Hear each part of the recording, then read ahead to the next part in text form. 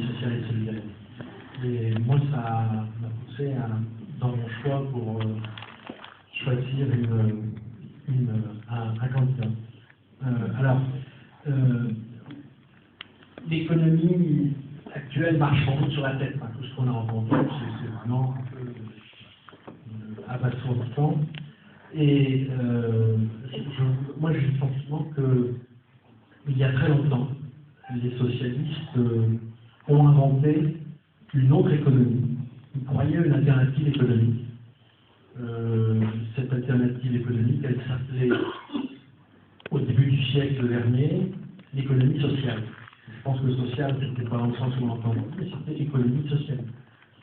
C'était une économie qui avait refusé d'être soumise complètement aux capitaux et qui accordait l'importance aux personnes.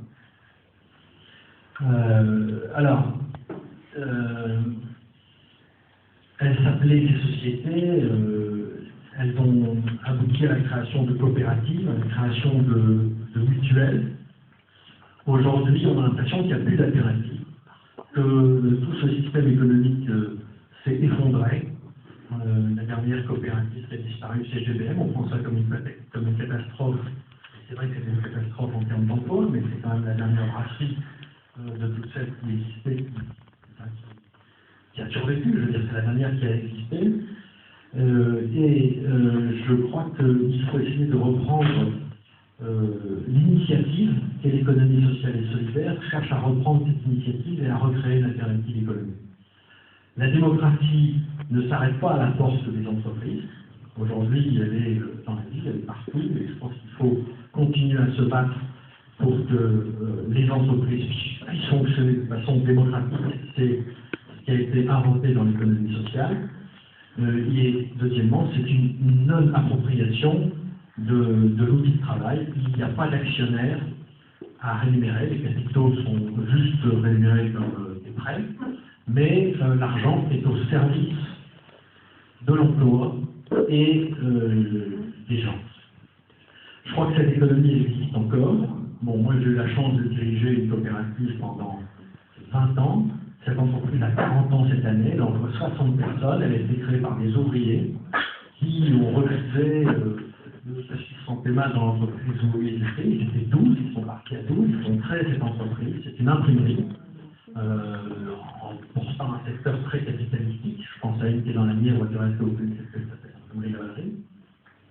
Mais ça montre que c'est possible.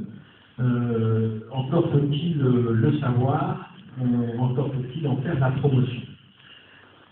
Ça nous a permis de vivre la réduction et le partage du travail. Nous, on n'a jamais parlé de 35 heures, c'était avant les 35 heures, c'était comment est-ce qu'on peut partager le travail, parce qu'on pensait que notre responsabilité dans notre entreprise, c'était avant tout de moderniser sans exclure. Comment est-ce qu'on peut faire?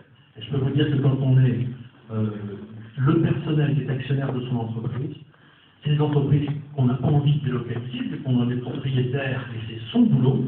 On est propriétaire et on a capitalisé dans son entreprise, donc on ne voit pas l'idée de la délocaliser. Et on a donc vraiment vécu cette réduction du temps de travail en embauchant 10% d'effectifs en plus. On a pratiqué beaucoup de formations pour créer l'employabilité, la VAE, enfin voilà, tout un certain nombre de choses dont on a parlé ce soir. Et je peux vous dire que si on est capable de reprendre l'initiative dans des petits projets d'entreprise, certainement, je pense que ça peut se développer. Voilà un exemple d'économie sociale et solidaire. Alors je voudrais parler pour dire qu'au-delà de ça, c'est quelque chose qui est complètement tourné aujourd'hui vers le sens donné à sa vie.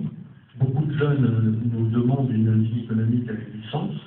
C'est une tournure et une direction qui est prise vers le développement durable.